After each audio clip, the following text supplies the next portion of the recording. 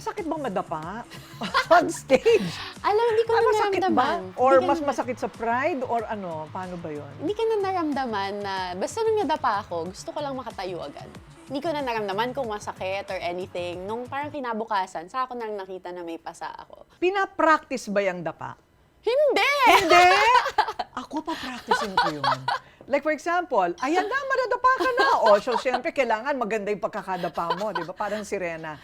Para pagtayo mo, meron ka ring style ng pagtayo, hindi pina-practice yan. Syempre walang gustong madapa on stage.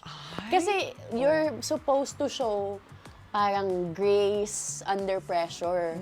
And pag nadapa ka, hindi naman yun yung example ng grace under pressure, di ba? Like, hindi siya yung iisipin mo. Dapat dire-diretso lakad, magandang pose, parang walang nararamdaman, ganon. Oo nga. So, hindi ka naglagay ng ng scotch tape sa ilalim ng sapatos mo? Di ba may mga ganun kayong tricks? Mga hacks. Like, was it Hairspray. hairspray? Para medyo makapit yung heels mo. Okay, hindi mo nagawa. Hindi kasi natapakan ko yung damit ko. Natapakan ng damit. So kahit gaano kadikit yung sapatos ko, natapakan ko yung gown Lalong ko. dumikit. Nag-slide. Ayun, nag-slide. nako. Okay, so, hindi mo na alam, napapanood mo na lang kasi it's all over. Nung napanood ko, nakita ko na nag-bounce ako. Sabi ko, malakas nga yung pagbagsak ko. Oo. Thanks to the balakang. May cushion. May cushion ang puwet. Ayan. So, nakatayo ka naman. And then, nung makatayo ka, did you think that it was over for you? Nanalo na siya nun. Hindi pa. Hindi pa. Hindi pa. Ay, Mag-ano pa lang yun, magka-cut to top 5 and bago then? ako nadapa.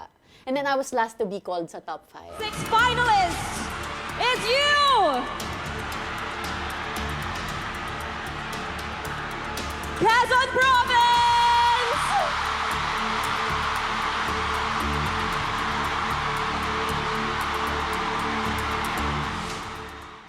so what did you think?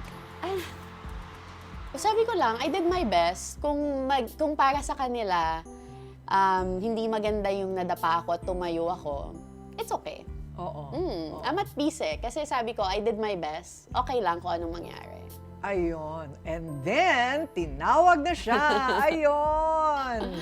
Okay, so finally, of course, she got the crown. What do you think did it for you?